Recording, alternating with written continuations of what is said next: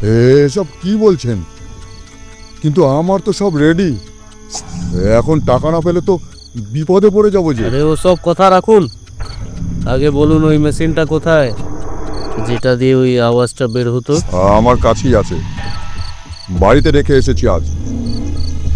কিন্তু আমার টাকার ব্যবস্থাটা আপনি করুন প্লিজ। অর্জুন ওসিকে একটা ইশারা করে পার্থকে নিয়ে ভেতরে ঢুকলো। চলুন পেলুবাবু, ওই মেশিনটা পুলিশের হাতে তুলে দেবেন। আর মতিলাল মেহতা, তোমার এই জাল টাকা তৈরির কারবারটা এবার বন্ধ করতে হবে। তোকে সাবধান করলাম, তাও তুই বাড়াবাড়ি করলি।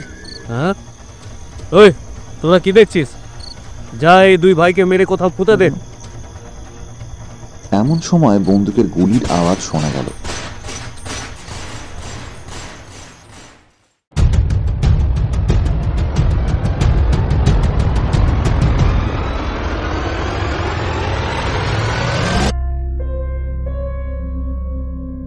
নমস্কার শ্রোতা বন্ধুরা, আপনারা শুনছেন গপ্প গনু ঠেক। আমাদের আজকের নিবেদন লেখক সোনক ভাওয়ালের কলমে গোয়েন্দা অর্জুন রায় সিরিজের দ্বিতীয় গল্প শব্দ রহস্য। গল্প পাঠে স্বরূপ, গল্পে অর্জুনের ভূমিকায় অভিনেতা রাজ চট্টোপাধ্যায়, পার্থর ভূমিকায় প্রদীপ্ত, গোপীনাথের ভূমিকায় শুভজিৎ, ঝিমলির ভূমিকায় পম্পা ও অন্যান্য ভূমিকায় সোনক, নিরুপম, বাবান, সৌমেন ও দীপঙ্কর এবং গল্পের সূত্রধার আমি অনুরাগ। শুরু করতে চলেছি আমাদের আজকের নিবেদন লেখক সোনক ভাওয়ালের কলমে গোয়েন্দা অর্জুন রায় সিরিজের দ্বিতীয় গল্প শব্দ রহস্য।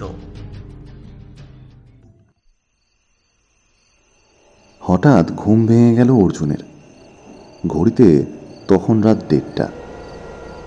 গরমকাল হওয়ায় ঘরের জানলাটা খোলা, তাই শব্দটা পরিষ্কার শোনাচ্ছে।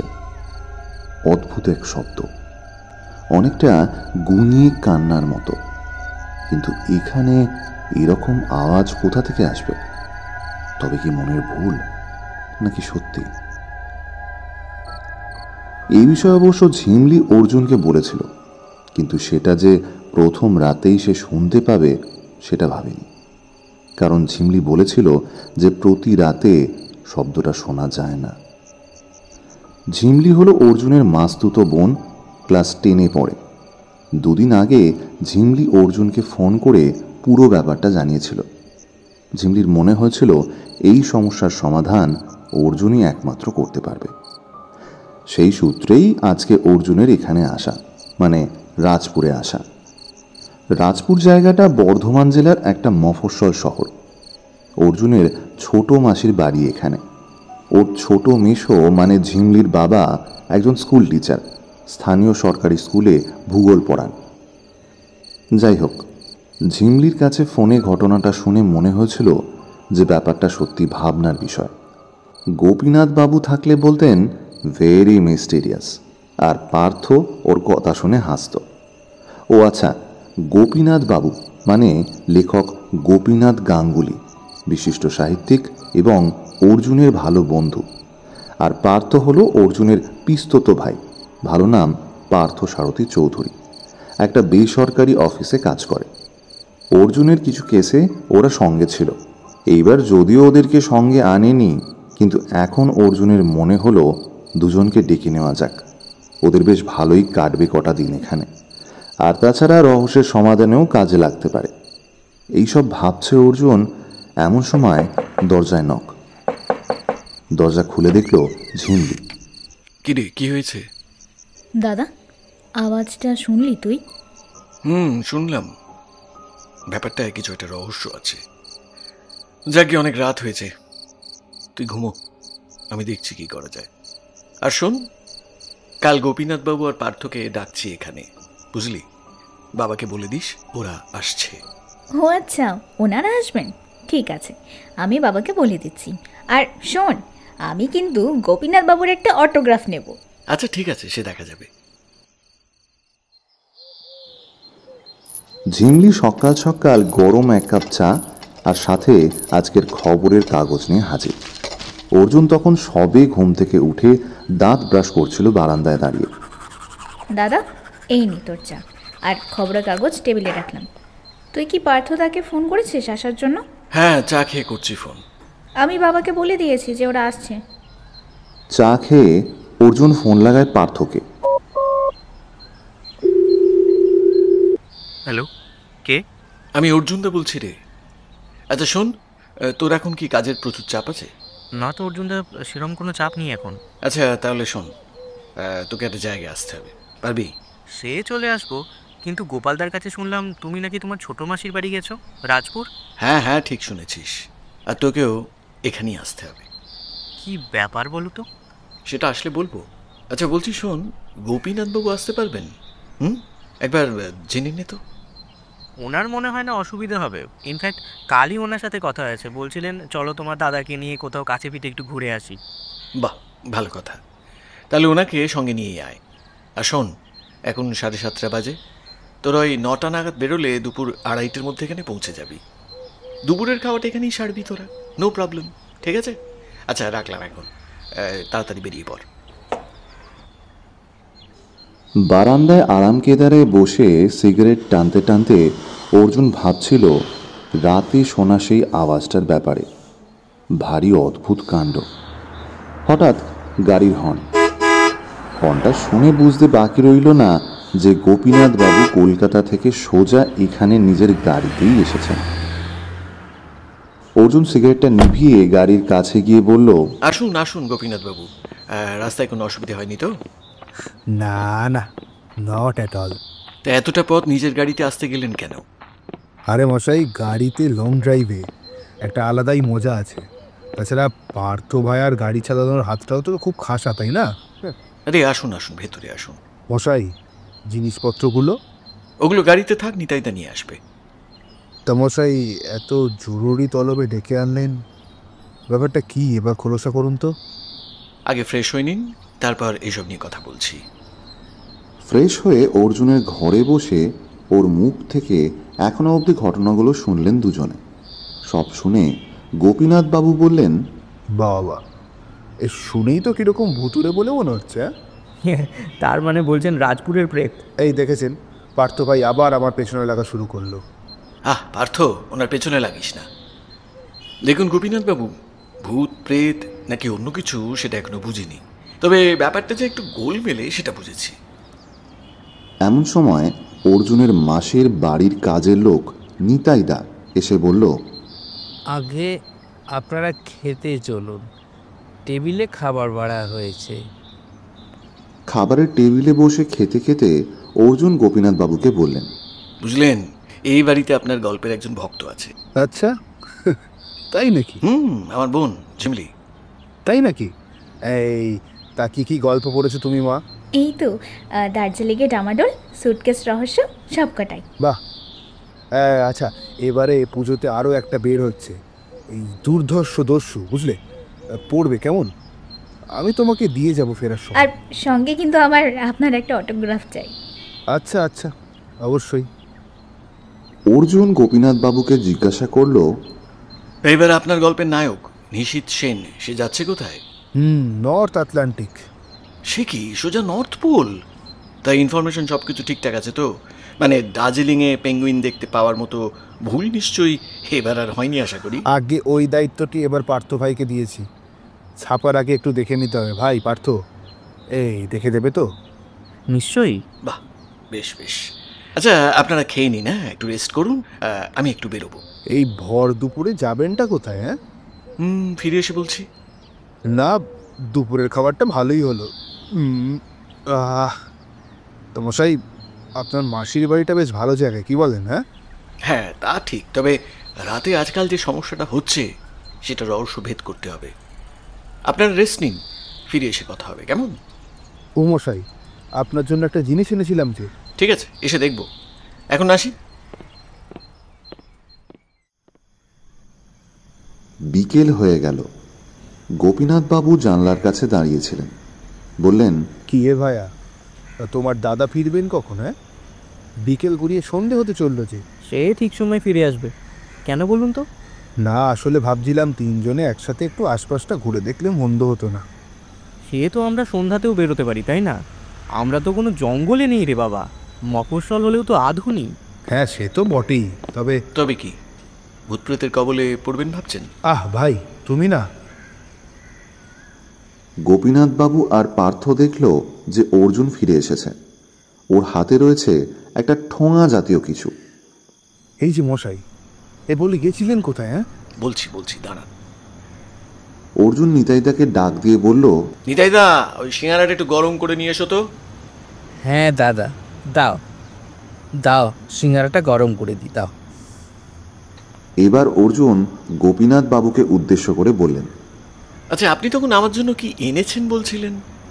দেখেছো কাণ্ড, একেবারে ভুলে গেছিলাম। দাঁড়ান। গোপীনাথ বাবু তখনই গিয়ে নিজের সুটকেস খুলে একটা কাগজে মোড়া জিনিস এনে অর্জুনের হাতে তুলে দিল। অর্জুন একটু পরখ করে বলল, এটা তো কোনো বই বা ডায়েরি মনে হচ্ছে। ঠিক ধরেছেন, বইটা খুলে দেখুন একবার। অর্জুন কাগজের মোড়কটা খুলে বইটা নিয়ে বলল, এটা তো আপনার নতুন যে বইটা পুজোয় বেরোচ্ছে সেটা, তাই তো? দুর্ধর্ষ দস্যু। হ্যাঁ, ওটাই ফার্স্ট কপি। এবার একবার প্রথম পৃষ্ঠাটা খুলে দেখুন তো। আরে কি, এই বই আপনি আমায় উৎসর্গ করেছেন কেন? কি বলছেন মশাই? আপনার সাথে পরিচয় হওয়ার পর থেকে আমার লেখার মান কত বেড়েছে জানেন? আমার গল্পের গোয়েন্দা নিশীথ সেনের ধাঁচ তো প্রায় আপনারা দলেই। তো এইটুকু গুরুদক্ষিণা তো আপনার প্রাপ্য, তাই না? এইসব বলবেন না। আপনি একজন খুব ভালো লেখক। আর তাছাড়া অর্জুন কথাটা শেষ করার আগেই নিতাইদা 4 কাপ চা আর সিঙ্গারা নিয়ে আসলো ওদের ঘরে। প্রায় সাথে সাথেই অর্জুনের ছোট মেশো আসলেন এবং বললেন, কিরে অর্জুন, ব্যস্ত নাকি? আরে না মেশো, এসো না, আমরা এই গল্পই করছিলাম। এই ভাবলাম আজকে বিকেলের চাটা তোদের সাথে আড্ডা মারতে মারতে খাই। অবশ্যই। আচ্ছা বলছি, তুমি তো পার্থকে চেনো, আর উনি হলেন আমার বন্ধু লেখক গোপীনাথ গাঙ্গুলি। পার্থকে তো অনেক ছোট দেখেছি, আর লেখক মশাইয়ের সাথেও কিন্তু আমার বেশ পরিচিতি আছে। মানে তোর বোনের দৌলতে ওনার বেশ কটা লেখাই কিন্তু আমি পড়েছি। গোপীনাথবাবু একটু হে হে করে হাসলেন। অর্জুন ওর মেশোকে জিজ্ঞেস করলো, আচ্ছা মেশো, তোমরা এই রাজাপুরে কতদিন ধরে আছো? তা ধর ওই 9 করে 10-12 বছর তো হবেই। যখন এসেছিলাম তখন ঝিমলির 3-4 বছর বয়স। তোর মাসি তখনও বেঁচে। এইখানে আসার কয়েক বছর বাদেই তো। হ্যাঁ জানি, আমি তো তখন দেশের বাইরে, চেষ্টা করে আসতে পারিনি। আচ্ছা, এই যে তোমাদের এখানে যে সমস্যাটা হচ্ছে, রাতে এই কান্নার আওয়াজ, এটা কবে থেকে শুরু হয়েছে? যখন প্রথম এসেছিলে তখন এরকম কোনো সমস্যা ছিল? না রে, রাজাপুর মফস্বল হলেও বেশ শান্তিপূর্ণ। এই হালে কয়েক মাস যাবৎ এই উপদ্রব শুরু হয়েছে। আচ্ছা, যে বাড়িটাকে কেন্দ্র করে এই কাণ্ড, সেটা তো তোমাদের পাড়ার এক প্রান্তে। তা এই বাড়ির ইতিহাসটা কি? শুনেছি কোনো ইংরেজ সাহেবের বাগান বাড়ি ছিল এটা, তবে আমি ভালো জানি না, বুঝলি। এইসব ব্যাপারে পলাশ ভালো বলতে পারবে। ওকে কালকে আসতে বলেছি, তোরা ওর থেকেই শুনিস। আচ্ছা শোন, আমি এখন যাই, বুঝলি, কয়েকটা ছাত্র আসবে পড়তে, তোরা গল্প কর। পার্থ গোপীনাথবাবুকে বললেন, যাবেন নাকি একবার রাতে ওই বাড়িতে? খেপেছো নাকি ভাই? শুনেছেন না মশাই আপনার ভাইয়ের কথা? বলে কিনা আবার যাবে। তা আপনি দুপুরে গেছিলেন কোথায়? আমি গেছিলাম এখানকার লোকাল থানায়, যদিও ওসি ছিলেন না তাই দেখা হয়নি। ফোন নাম্বার দিয়ে এসেছি, ফোন করবেন। কেন মশাই, হঠাৎ থানা কেন? থানার সাহায্য আজ না হয় কাল লাগতেই পারে। রাতে খাওয়া দাওয়ার পর নিজের বিছানায় শুয়ে শুয়ে গোপীনাথবাবু বললেন, আহা, কি সুন্দর চাঁদ উঠেছে আকাশে। সামনেই মনে হয় পূর্ণিমা। হ্যাঁ, 3 দিন বাদেই। হ্যাঁ, এই সময় বড় কবিতা লিখতে মন চায়, বুঝলেন। এই সময় অর্জুন হঠাৎ করে বলল, পার্থক্যটা বাজে দেখো তো ঘড়িতে। এই 1:30 বাজতে 5 মিনিট বাকি। তাহলে আর কয়েক মিনিটের মধ্যেই শুরু হওয়ার কথা। কি শুরু হবে মশাই? হ্যাঁ, অপেক্ষা করুন, নিজের কানেই শুনবেন। সত্যিই তাই। আর মিনিট 5 মধ্যেই শোনা গেল সেই অদ্ভুত কান্নার আওয়াজ। গোপীনাথ বাবু ভয় মিশ্রিত গলায় বললেন, এ কার কান্না? হ্যাঁ, এই ভূতের নাকি? ভাই পার্থ, ওই দেখো ভূতেরা মনে হয় ঘুরতে বেরিয়েছে। কি সব উল্টোপাল্টা বলছেন? এই ভূতের কান্না না হয়ে যায় না ভাই। আমি আগে দুদিনেও খেয়াল করেছি, রাত 1:30টার সময় এই কান্নার আওয়াজ শোনা যায়। এর রহস্য ভেদ করতেই হবে। যাই হোক, এখন শুয়ে পড়ুন। Good night. পরের দিন সকালে বারান্দায় বসে চা খেতে খেতে অর্জুনের ছোট মেশো জিজ্ঞাসা করলেন, আচ্ছা বলছি, আপনাদের রাতে কারোর কোনো অসুবিধা হয়নি তো? না না, দিব্যি ঘুম হয়েছে। তবে ওই রাতের কান্নাটা আমার বেশ অনেকক্ষণ ধরেই হচ্ছিল। ওটা শুনতে শুনতে কখন যে ঘুমিয়ে গেছি। হ্যাঁ, ওটা তো শুরু হলে অনেক রাত অবধি চলে। এমন সময় বাইরে থেকে কেউ ডেকে উঠল, মুখার্জিদা, ও মুখার্জিদা, বলি বাড়িতে আছো নাকি? কে? আমি পিলু। ও পিলু, আয় আয়, ভেতরে আয়। বাড়ির ভেতর ঢুকে আসলো একজন লোক, মধ্যবয়স্ক, ছিপছিপে চেহারা, মাঝারি উচ্চতা। তিনি এসে বারান্দায় একটা চেয়ার টেনে বসলেন। বস বস, চা খাবি তো? হ্যাঁ দিন, এক কাপ খাই। আচ্ছা, পরিচয় করিয়ে দিই। পিলু, ও হচ্ছে আমার বড় শালিকার ছেলে অর্জুন, বিখ্যাত ডিটেকটিভ। আর এ হচ্ছে অর্জুনের ভাই পার্থ, আর ইনি হলেন স্বনামধন্য লেখক গোপীনাথ গাঙ্গুলি। আর অর্জুন, এই হচ্ছে পিলু, ভালো নাম পলাশ, এ পাড়ার ক্লাব প্রেসিডেন্ট। পিলু সবাইকে নমস্কার জানালো। অর্জুন জিজ্ঞাসা করলো, আচ্ছা পিলুবাবু, আপনি এইখানে যে রাতের বেলা একটা কান্নার আওয়াজ শোনা যায়, সেই বিষয়ে কিছু জানেন? হ্যাঁ জানি। আসলে আমার বাড়ি আবার ওই পোড়ো বাড়িটার একদম পাশেই। ও আচ্ছা আচ্ছা আচ্ছা, তা বাড়িটার ইতিহাস কি? এই বাড়ি আসলে ইংরেজ আমলের এক সাহেবের বাগান বাড়ি। শোনা যায় খুব ধনী ছিলেন তিনি, আর উনি নাকি ব্যবসা করে প্রভূত সম্পত্তিও করেছিলেন। তার মানে কি গুপ্তধন টাইপের কিছু ব্যাপার আছে? না, সেরকম তো কোনোদিন কিছু শুনিনি। অর্জুন জিজ্ঞাসা করলো, আচ্ছা, লোকাল থানার থেকে কিছু স্টেপ নেয়নি এই বিষয়ে? না না, ওদের কথা অনুযায়ী কোনো নেশারু মাতালের দলের বদমাইশ এগুলো। ওই বাড়িটা ওদের আড্ডা, আর যাতে সেই আড্ডায় কেউ ব্যাঘাত না ঘটায় তাই এইসব করে ওরা সবাইকে দূরে রাখতে চায়। আপনার কারোর ওপর সন্দেহ হয় কে বা কারা করতে পারে এরকম কাজ? দেখুন, আমারও মনে হয় এসব কোনো মাতালের বদমাইশি। আর জায়গাটাও তো একদম পাড়ার এক প্রান্তে, তো বুঝতেই পারছেন।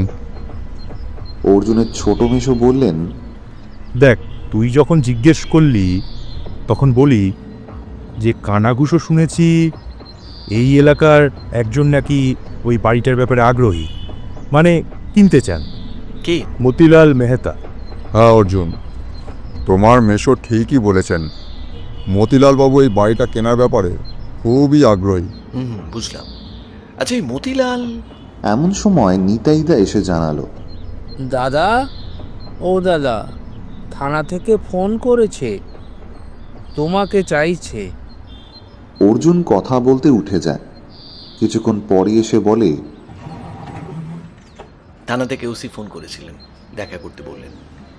পিলু চায়ের খালি কাপটা রেখে দিয়ে বললেন, আচ্ছা, তাহলে আজ আমি আসি মুখার্জিদা।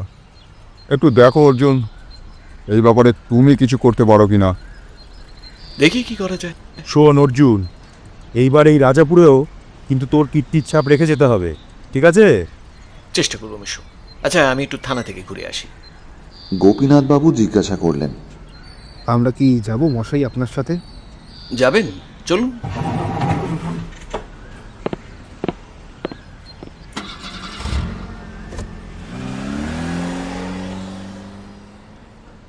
থানায় পৌঁছে অর্জুন ওসির সাথে দেখা করতে চাইলেন। একজন কনস্টেবল অর্জুনকে ওসির ঘর দেখিয়ে দিল। অর্জুন ওসির ঘরে গিয়ে নক করল। নমস্কার স্যার, আসতে পারি? হ্যাঁ আসুন। কি ব্যাপার? নমস্কার, আমি অর্জুন, এই আমার কার্ড। অর্জুন রায়, প্রাইভেট ইনভেস্টিগেটর। ও আচ্ছা আচ্ছা, আপনি সেই বিখ্যাত ডিটেকটিভ যিনি ওই দার্জিলিংয়ের কেসটা সলভ করেছিলেন? হ্যাঁ। আরে দাঁড়িয়ে কেন, প্লিজ বসুন বসুন। আমি অনিমেষ বসু, এই থানার ওসি। কিন্তু এনাদের তো ঠিক চিনলাম না। ইনি হলেন আমার বন্ধু লেখক গোপীনাথ গাঙ্গুলি, আরও আমার ভাই পার্থ সারথী। নমস্কার নমস্কার, আপনারাও বসুন। হ্যাঁ, এবার বলুন, কি সাহায্য করতে পারি আপনাকে? দেখুন, আমি বিশেষত আপনার কাছে এসেছি এই এলাকার একটা সমস্যার ব্যাপারে কথা বলতে। ওই পোড়ো বাড়িকে ঘিরে যে ঘটনা শুরু হয়েছে সেই ব্যাপারে। ও তেমন কিছু না, আসলে পোড়া খালি বাড়ি তো, বহুদিন পরিত্যক্ত অবস্থায় আছে। তারপর এলাকার যত মাতালদের আড্ডা তো ওখানেই। তাদেরই কেউ বা কারা হয়তো মজা করে এসব কাণ্ড করে, যাতে ভয়ে কেউ ওই তল্লাটে না যায়, সেরকম কিছু না। দেখুন, ওই রকম কিছু হয়ে থাকলে কিন্তু আশেপাশে যারা থাকে তাদের একটা নিরাপত্তার প্রশ্ন থেকে যায়। তবে আমার মনে হয় ব্যাপারটা এতটা সহজ নয়। দেখুন অর্জুনবাবু, থানায় কিন্তু কেউ সেভাবে কোনো প্রপার রিপোর্ট করেনি, তো সেক্ষেত্রে আমরা হঠাৎ কোনো অ্যাকশন নিতে পারি না, তাই না? তবে আপনার এই ব্যাপারটা নিয়ে কি মনে হয়? দেখুন, আমার সন্দেহ এই বাড়িটাকে কেন্দ্র করে এইসব কাণ্ড কারখানা ঘটার একটাই কারণ, কেউ বা কারা নিজের প্রয়োজনে জায়গাটাকে ব্যবহার করতে চাইছে, তাই এই সমস্ত কাণ্ড কারখানাগুলো ঘটাচ্ছে যাতে ওই বাড়ির বিষয়ে কেউ নাক না গলায়। তবে সেটা কোনো মাতাল বা নিশাড়ু নয় বলেই আমার বিশ্বাস। ওটা তো একটা পোড়া বাড়ি, শুনেছি ইংরেজ আমলের এক সাহেবের বাড়ি বা বাগান বাড়ি কী যেন ওটা ছিল, কিন্তু ওই বাড়ি কার কি কাজে লাগবে? না না, সেটা এখনই বলা সম্ভব নয়। আচ্ছা, মতিলাল মেয়েটাকে আপনি চেনেন? হ্যাঁ, চিনি বলতে ওই একবার দুবার দেখা সাক্ষাৎ হয়েছে আর কি। লোকটি কীরকম? শুনেছি লোকটার ওই ফাইন্যান্সের কারবার, সাথে বোধহয় আরও কিছু ব্যবসাপাতি আছে, আর সেরকম কিছু জানি না। কিন্তু কেন বলুন তো? না, শুনেছি ওই মতিলাল নাকি পোড়ো বাড়িটা কেনার জন্য খুবই আগ্রহী। আচ্ছা, উনি এইসব ব্যাপারে যুক্ত থাকতে পারে বলছেন? সেটা তো এখনই বলা সম্ভব নয় না। তাহলে কি বলছেন, ওর সম্বন্ধে একটু খোঁজ খবর লাগাবো? হ্যাঁ, অবশ্যই। আর একটা কাজ একটু করতে হবে আপনাকে। হ্যাঁ বলুন। আজ রাত 2টো নাগাদ ওই কয়েকজন কনস্টেবল ও একজন অফিসার লেভেলের কাউকে একটু ওই পোড়ো বাড়িটার কাছে পাঠাতে হবে, আর যারা যাবে তারা যেন পুলিশের গাড়িতে সাইরেন বাজিয়ে যায়। আচ্ছা, বেশ বেশ বেশ। ঠিক আছে ইন্সপেক্টর, আজ উঠি। আশা করি যে কোনো সময় আপনার সাহায্য পাবো। নিশ্চয়ই নিশ্চয়ই নিশ্চয়ই, সব রকম সাহায্য পাবেন। চলি, নমস্কার। নমস্কার নমস্কার। হ্যাঁ, নমস্কার।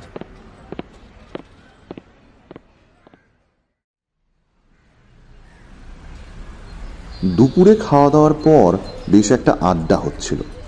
আড্ডা দিতে দিতে অর্জুন একসময় ছোট মেশোকে জিজ্ঞেস করলো, আচ্ছা, এই মতিলাল মেয়েটা কি এখানকার অনেক দিনের বাসিন্দা? না না, উনি এখানে এসেছেন এই বছর 4 হলো। আগে কোথায় থাকতেন? ওই ব্যাপারে আমি বিশেষ কিছু জানি না, তবে উনি বেশ ধনী, বুঝলি। আমাদের স্কুল ফান্ডে বেশ মোটা টাকা ডোনেশন দিয়েছেন। আচ্ছা মেশো, তুমি তখন বলছিলে না এই মেয়েটা পুরো বাড়িটা কিনতে আগ্রহী? তা পুরো বাড়িটার বর্তমান মালিকানা কার? কেন, ওই পিলুদে? তাই নাকি? উনি তো তখন কিছু বললেন না। আসলে কি বলতো অর্জুন, ওই পিলুরা হলো অভিজাত বংশের, বুঝলি। কিন্তু এখন আর সেই আভিজাত্যের কিছুই অবশিষ্ট নেই। এই পিলু তো সদরে একটা ছোট চাকরি করে, কিন্তু শুনেছি ওদের নাকি এক সময় বেশ বড় চালের ব্যবসা ছিল। এখন আর কিছু নেই, তাই ওই ব্যাপারে অত বেশি কথা বলতে চায় না। আর ওই বাড়ির উপর নাকি কিছু শরিকি মামলা মোকদ্দমাও চলছে শুনেছি। ও, তার মানে ডিসপিউটেড প্রপার্টি। আচ্ছা শোন না, তোরা তো ঘরে বসে না থেকে কোথাও থেকে একটু ঘুরে আসতে পারিস আশেপাশে। গোপীনাথবাবু পান চিবোতে চিবোতে বলে উঠলেন, হ্যাঁ সেই তো, আশপাশটা একটু ঘুরে দেখলে হয় না? তা এখানে দেখার কি কি আছে স্যার? রাজাপুরে দেখার মতো সেরকম কিছুই নেই, তবে আপনাদের তো গাড়ি আছে, চাইলে কালনা শিব মন্দিরটা দেখে আসুন। এইখান থেকে তো ঘন্টাখানেকের মতো রাস্তা। ঝিমলি পার্থর সাথে ক্যারাম খেলছিল। ও বলে উঠল, বাবা, আমিও অর্জুন দাদের সঙ্গে যাব। না, তোমার সামনে মাধ্যমিকের টেস্ট, এখন কোথাও ঘুরতে যেতে হবে না, চুপচাপ বাড়িতে বসে পড়াশোনা করো। ঝিমলি মুখ ফুলিয়ে কাঁদো কাঁদো গলায় বলল, ও তো প্রায় 5 মাস দেরি আছে। পার্থ ঝিমলির গাল টিপে দিয়ে আদর করে বলল, আচ্ছা আচ্ছা ঝিমলি, রাগ করিস না, আমরা তো আছি আরও কয়েকদিন। এর মধ্যে একদিন নয় সদরে গিয়ে আমরা সবাই একটা ভালো সিনেমা দেখে আসবো। শুনেছি একটা বেশ ভালো বাংলা গোয়েন্দা সিনেমা বেরিয়েছে।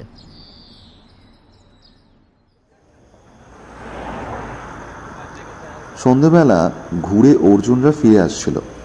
পার্থ ড্রাইভ করছিল। অর্জুন সামনে বসে কিছু ভাবছিল। হঠাৎ পার্থকে উদ্দেশ্য করে বলে উঠল, শোন পার্থ, মেশোর বাড়িতে যেতে গেলে ওই মোড়ের মাথায় যে চায়ের দোকানটা পড়ে ওখানে গাড়িটা দাঁড় করাস। কেন মশাই, আবার চা খাবেন নাকি? হ্যাঁ, কেন, চা খাওয়ার কোনো নির্দিষ্ট সময় থাকে নাকি? গোপীনাথ বাবু হে হে করে হেসে উঠে বললেন, না তা নয়, আসলে আপনি তো আবার সব জায়গায় চা খান না, নির্দিষ্ট ব্র্যান্ডের চা ছাড়া আবার খানই না, তাই বললাম আর কি। চলুন খাই। পার্থ চায়ের দোকানের সামনে গাড়িটা দাঁড় করালো। অর্জুন নেমে 3 কাপ চায়ের অর্ডার দিল। তারপর দোকানিকে জিজ্ঞেস করলো, তা ভাই, তুমি কি এখানে অনেকদিন ধরে দোকান করছো? হ্যাঁ বাবু, এই দোকান আমার বাপের সময় থেকে। আমি এই দোকান সামলাচ্ছি তাও প্রায় 10 বছর হয়ে গেল। আচ্ছা, তোমাদের যে পাড়ার ক্লাব আছে তার সেক্রেটারি ওই পলাশবাবু, কিরকম লোক তিনি? ভালো লোক বাবু, পাড়ার বিভিন্ন অনুষ্ঠান নিয়ে ব্যস্ত থাকেন সব সময়। তা আপনি হঠাৎ ওনার কথা জিজ্ঞাসা করছেন কেন? আসলে আমরা সদর থেকে আসছি তো, ওনার পরিচিত। ওই ওনার একটা মামলা চলছে না বাড়ি নিয়ে, সেটাতে আমরা সাহায্য করছি। তা বুঝতেই পারছো, কাউকে কোনো ব্যাপারে সাহায্য করতে গেলে তার সম্বন্ধে তো সব কিছু ভালো করে জানতে হবে, তাই না? চা দোকানি 3 কাপ চা এগিয়ে দিল। তারপর স্টোভের আঁচ কমাতে কমাতে বলল, আসলে বাবু ব্যাপারটা হলো, এই পলাশ বাবুরা খুব বড় লোক ছিল জানেন। আমাদের রাজাপুর বাজারে চালের দোকান ছিল 2টো, কিন্তু ওনার বাবা কোনো একটা নতুন ব্যবসা করতে গিয়ে সমস্ত কিছু খোয়ায়। বাপের মুখে শুনেছি ওর বাবা যার সাথে ব্যবসা শুরু করেছিল সে নাকি ঠকিয়ে সব টাকা নিয়ে পালিয়ে গিয়েছিল। ও, তা সেই বন্ধুও কি এখানকার বাসিন্দা ছিল? তা তো বাবু বলতে পারবো না। আচ্ছা আচ্ছা, শোনো না, বলছি যে মতিলাল মেহতা বলে একজন এখানে আছেন না? হ্যাঁ, তিনি কেমন লোক গো? শুনেছি তিনি নাকি ওই পলাশবাবুতে যে পুরো বাড়িটা আছে ওটা কিনতে চান। মতিলাল বাবু বিশাল বড় লোক, বিশাল বড় প্রাসাদের মতো বাড়ি, 2খানা গাড়িও আছে শুনেছি। সদরেও বাড়ি আছে একটা। তা উনি হঠাৎ পুরো বাড়ি কিনতে চান কেন? সে তো বলতে পারবো না বাবু, বড় লোকেদের খেয়াল। হ্যাঁ, তা তো বটেই, ঠিকই বলেছ। আচ্ছা, আমাদের কত হলো? আগে 6 টাকা।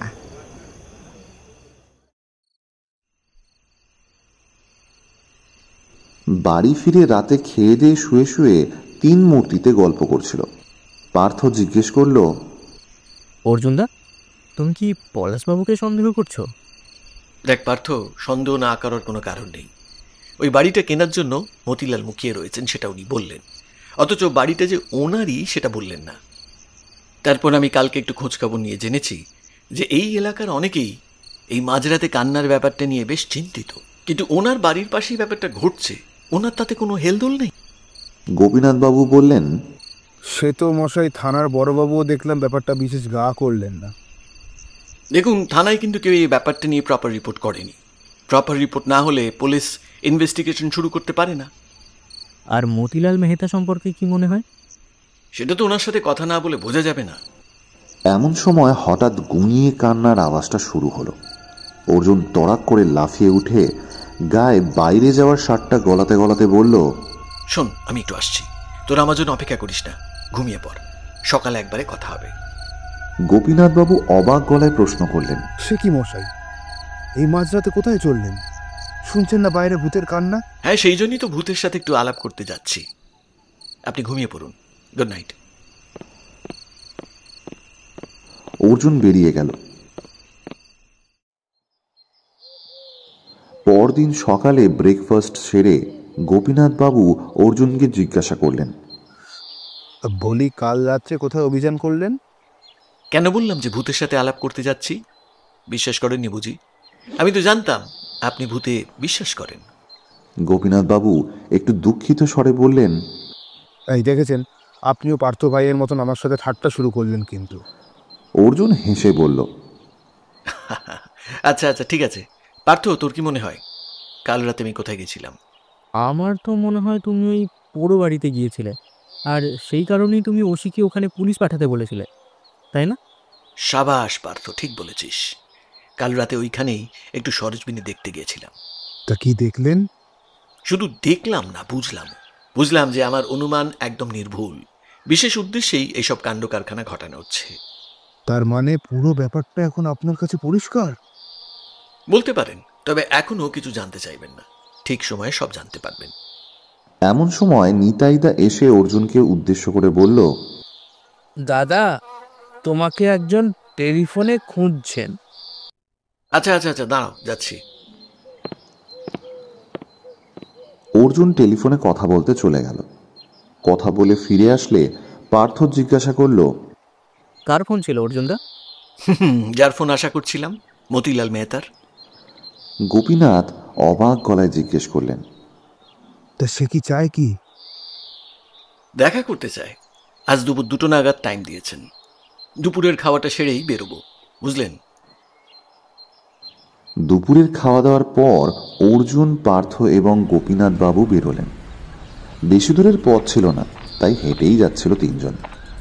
যেতে যেতে অর্জুন গোপীনাথ বাবুকে বললেন, শুনুন, নার্ভাস হবেন না চট করে, ঠিক আছে? কি ব্যাপার বলুন তো মশাই, এই মতিলাল লোকটাই কি সবকিছু মূলে নাকি? দেখুন, আপনি জানেন যে আমি একদম ক্লাইম্যাক্সের আগে কিছু উদ্ঘাটন করা পছন্দ করি না। তবে এটুকু বলে রাখছি, লোকটা সম্বন্ধে যা জেনেছি সে মোটেও সুবিধের লোক নয়। সুতরাং সাবধানের মার নেই। কথা বলতে বলতে এগোচ্ছিল ওরা। হঠাৎ পার্থ বলল, আচ্ছা অর্জুনদা, ওই বাঁ দিকের গলিটা গিয়ে যেখানে শেষ হয়েছে সেখানে একটা পোড়ো মতো বাড়ি দেখা যাচ্ছে। ওইটাই কি সেই পোড়ো বাড়িটা যেটা ঘিরে এত কাণ্ড? হ্যাঁ, ওটাই। আর দেখ, ও ঠিক ডান পাশের গায়ে লাগানো বাড়িটাই পলাশবাবুর। চলুন মশাই, একবার সামনে থেকে বাড়িটা দেখে আসি। বেশ, চলুন। বাড়ির সামনে এসে ওরা তিনজন দাঁড়ালো। বেশ বড় বাড়ি, সাহেবি ধাঁচে। সামনের লোহার গেটটা ভাঙা। পার্থ গোপীনাথ বাবুকে বলল, কি গোপীনাথ বাবু, ভিতরে যাবেন নাকি একবার? না থাক ভাই, সাপখোপ থাকতে পারে। ভেতরে কিছুই দেখার নেই। প্রায় আধ ভাঙা বাড়ি, কিছুটা অংশ ঠিক আছে। এখন চলুন মতিলালের বাড়ির উদ্দেশ্যে যাওয়া যাক। এরপর ওরা তিনজনে হাঁটতে হাঁটতে পৌঁছে গেল মতিলালের বাড়ির সামনে। বাড়ির বিশাল গেটের সামনে দাঁড়িয়ে থাকা দারোয়ানকে ওরা নিজের পরিচয় দিলে দারোয়ান বাড়ির ভেতরে ওদের আসার খবর দিতে গেল। সেই সুযোগে পার্থ অর্জুনকে বলল, অর্জুনদা, এ তো প্রাসাদ। মতিলাল তো বিশাল টাকার মালিক মনে হচ্ছে। হ্যাঁ, আর এই টাকা আমার মনে হয় খুব সৎ উপায় উপার্জিত নয়। কিন্তু খানদানিও তো হতে পারে। হ্যাঁ, তা পারে, তবে আমার ইনটিউশন খুব একটা ভুল করে না। দারোয়ান এসে ওদেরকে ভেতরে নিয়ে গেল। যে ঘরটায় গিয়ে ওরা ঢুকলো সেটা বৈঠকখানা, নানা রকম শৌখিন জিনিসে সাজানো। মধ্যিখানে একটা উঁচু গদির মতো বিছানা রাখা, আর ওই গদির ওপরে আধশোয়া হয়ে রয়েছে যে ব্যক্তি, সেই যে মতিলাল মেহতা, তার বলার অপেক্ষা রাখে না। মেহতা হাত জোর করে বললেন, আরে আসেন আসেন, বসেন, আমি আপনাদের জন্যই অপেক্ষা করছিলাম। অর্জুন নমস্কার জানিয়ে বলল, নমস্কার, আমি অর্জুন রায়। ও আমার ভাই পার্থ, আর উনি গোপীনাথ গাঙ্গুলি। মতিলাল বেল বাজিয়ে চাকরকে ডাকলেন। তারপর 3টে ঘোরের শরবত আনতে বলে তিনজনের মুখের ওপরে একবার চোখ বুলোলেন। তারপর হেসে অর্জুনকে উদ্দেশ্য করে বললেন, তা শুনলাম আপনি আমার ব্যাপারে খোঁজ খবর নিচ্ছেন, তাই আপনার সাথে আলাপ করার ইচ্ছে হলো আর কি। হ্যাঁ, কাজের খাতিরেই করছিলাম। তা আপনি যখন সব জেনেছেন, আশা করি আমার কাজটা জানেন নিশ্চয়ই। হ্যাঁ, শুনেছি আপনি গোয়েন্দা। তা আপনার এই ভাই আর বন্ধু কি আপনার অ্যাসিস্ট্যান্ট? না, গোপীনাথবাবু লেখক আর পার্থ ইঞ্জিনিয়ার। বাহ বাহ। তা গোপীনাথ বাবু তো আমার আঙ্কেলের মতোই, ওনাকে আমি আঙ্কেল বলেই ডাকবো। কি ঠিক আছে তো আঙ্কেল? গোপীনাথবাবু এমনিতেই বেশ নার্ভাস হয়েছিলেন।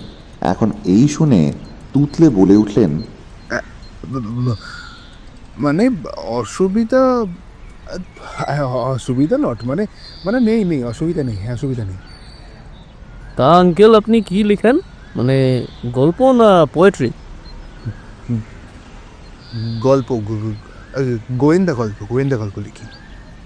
চাকর একটা ট্রেতে 3টে কারুকার্য করা রূপোর গ্লাসে শরবত এনে ওদের 3জনের সামনে রাখল। মতিলাল বলল, আসুন আসুন আঙ্কেল, এই শরবতটা খেয়ে নিন। আপনি নার্ভাস হয়ে গিয়েছেন, শরবতটা খেলে সব ঠিক হয়ে যাবে। না না না, খাবো না। আমি তো খেয়েই এসেছি মামা, মানে ওই ওই দুপুরেই খেয়ে এসেছি একেবারে।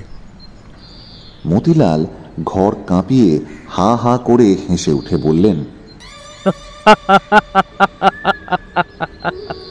আরে আঙ্কেল, এত নার্ভাস হচ্ছেন কেন?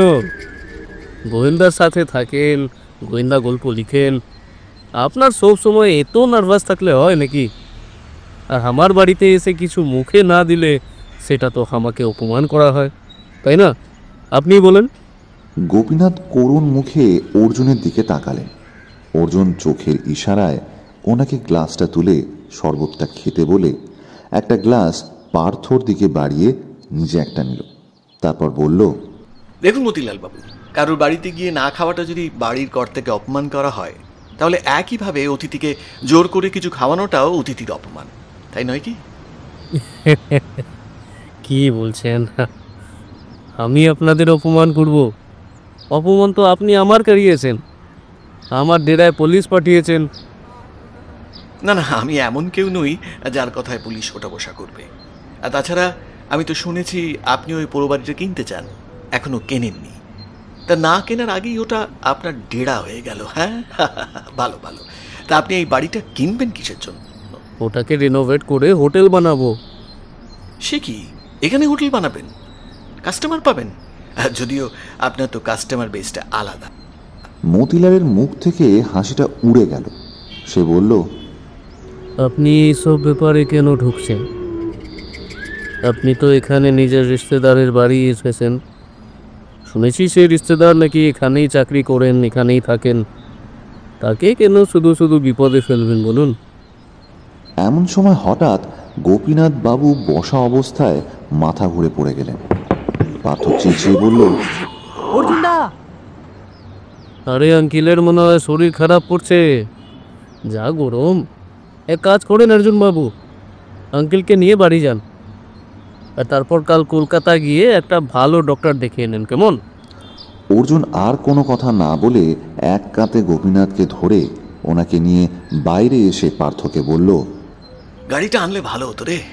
শোন পার্থ, চট করে একটা রিক্সা ডেকে নিয়ে আয়, তারপর তুই গোপীনাথ বাবুকে নিয়ে বাড়ি ফের। বাড়ি গিয়ে তাড়াতাড়ি 1 গ্লাস চিনির জল খাইয়ে দিবি।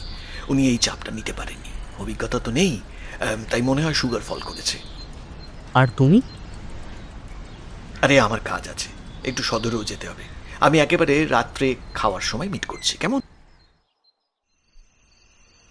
রাতে খাওয়ার টেবিলে অর্জুন গোপীনাথ বাবুকে জিজ্ঞাসা করলেন, আপনার শরীর এখন ঠিক আছে তো? হ্যাঁ মশাই, আসলে বোধহয় সকালে সুগারের ওষুধটা খেতে ভুলে গিয়েছিলাম, বুঝলেন, তো সুগারটা হঠাৎ ফল করলো মনে হচ্ছে। ঠিক আছে ঠিক আছে, আপনি রাতে বিশ্রাম নিন। আমি আর পার্থ আজ বেরোবো মাঝরাতে। সে কি রে অর্জুন, রাত বিরেতে আবার কোথায় বেরোবি? আজকে এই মাঝরাতের কান্না ফয়সলা হয়ে যাবে মেশো। ফাঁক পাতা হয়ে গেছে, এবার শুধু শিকার ধরার অপেক্ষা।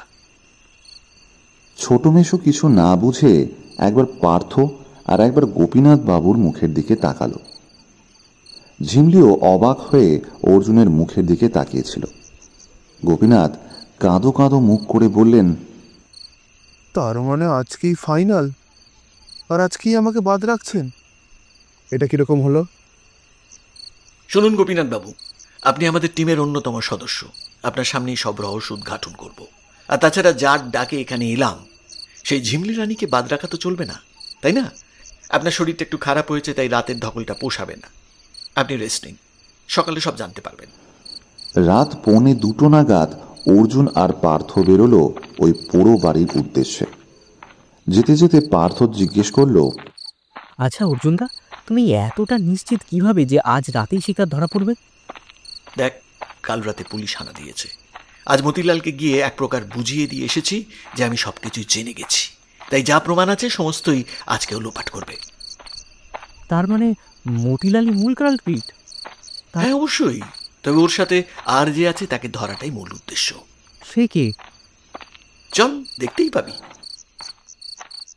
কথা বলতে বলতে ওরা ওই পোড়ো বাড়িটার কাছে পৌঁছে গিয়েছিল। পার্থ গেটের কাছে যেতে গেলে অর্জুন ওকে বাধা দিয়ে বলল, না না, এই দিক দিয়ে নয়, পেছনের রাস্তা দিয়ে যেতে হবে, এদিক দিয়ে আয়। পাঁচিল টপকে ওরা পিছন দিকে যেতেই অন্ধকারের থেকে আরো কয়েকটা ছায়ামূর্তি এগিয়ে এলো।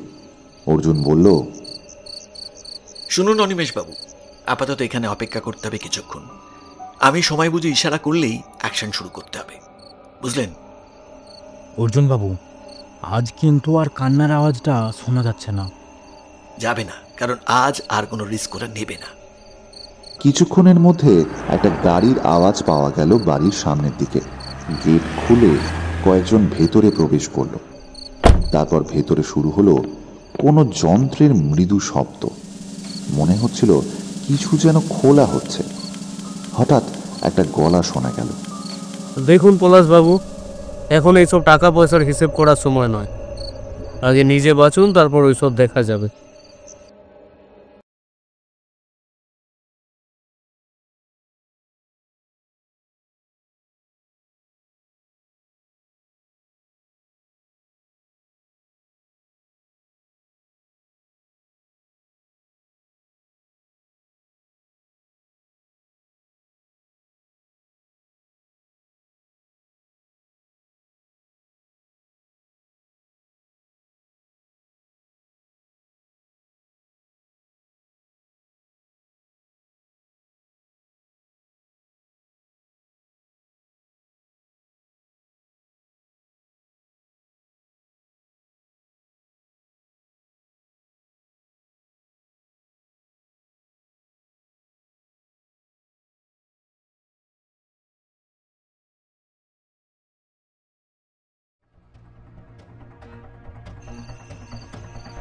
আর তার সাথে সাথেই ওসি তার দল নিয়ে এসে ভেতরে ঢুকলেন। কেউ কোথাও যাবে না, কেউ নিজের জায়গা থেকে নড়বে না, নইলেই আমি গুলি চালাবো। মতিলাল মেহতা ও পলাশ ঘোষ, আপনাদের দুজনকে জাল টাকা তৈরি ও পাচারের অপরাধে গ্রেপ্তার করা হচ্ছে।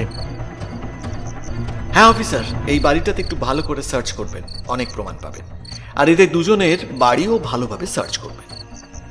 হরিবাবু, আপনি এদের দুজনকে নিয়ে গাড়িতে গিয়ে বসুন, আমি আসছি। বাড়িটা একটু ভালোভাবে সার্চ করার দরকার আছে, আরও যদি কিছু পাওয়া যায়। ঠিক আছে সাবজি। আর বলছি অর্জুনবাবু, আপনি কি এখন বাড়ি ফিরবেন? হ্যাঁ, একটু বাড়ি ফিরে গড়িয়ে নিই। আপনি কাল সকালে চলে আসুন আমার ওখানে। হ্যাঁ, ব্রেকফাস্টটা ওখানেই সারবেন। আচ্ছা আচ্ছা, বেশ, ঠিক আছে ঠিক আছে।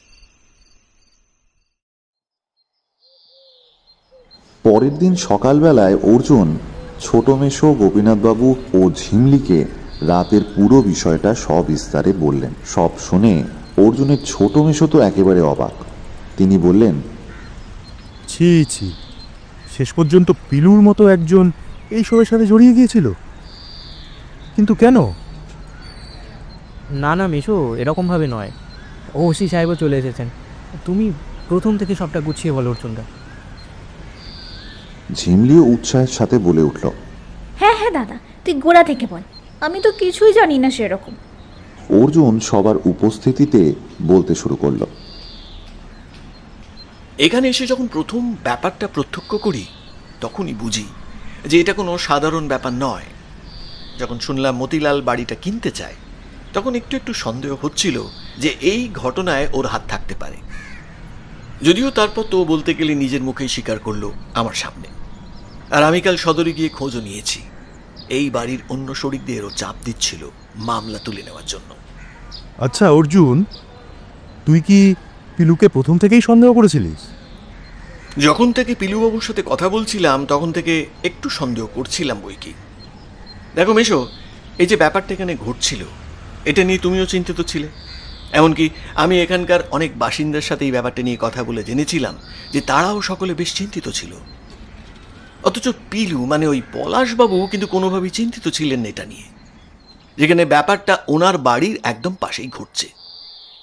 তারপর তো জানলাম ওই পোড়ো বাড়িটাও নাকি আদতে পলাশবাবুদেরই।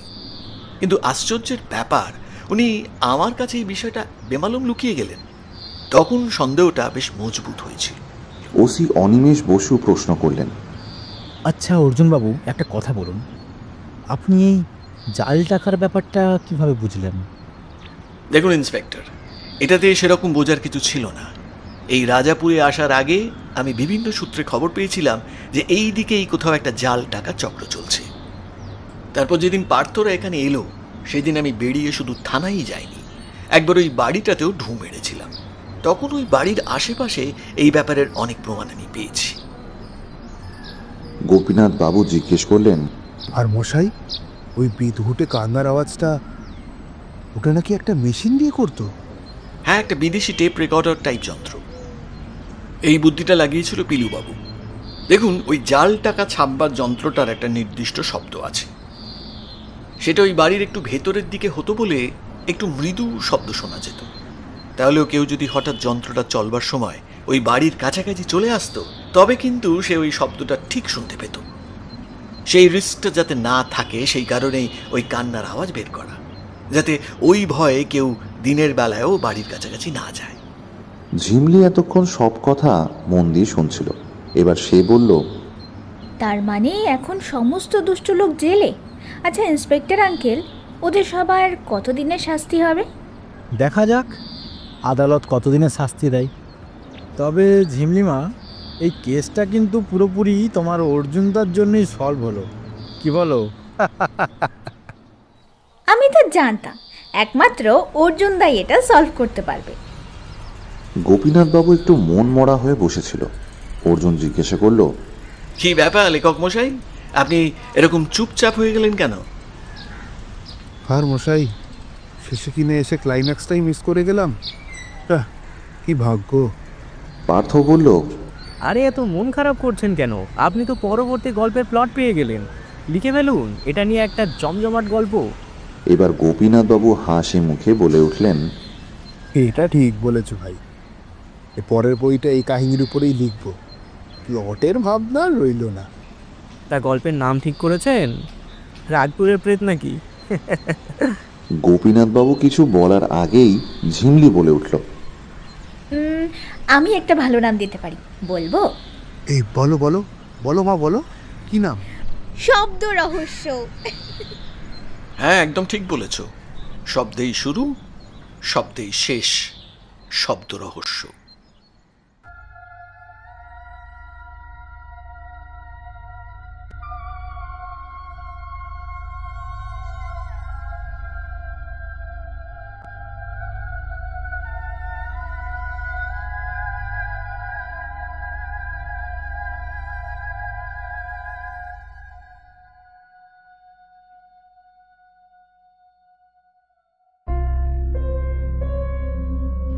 আপনারা শুনছিলেন লেখক সৌনক ভাওয়ালের কলমে শব্দ রহস্য।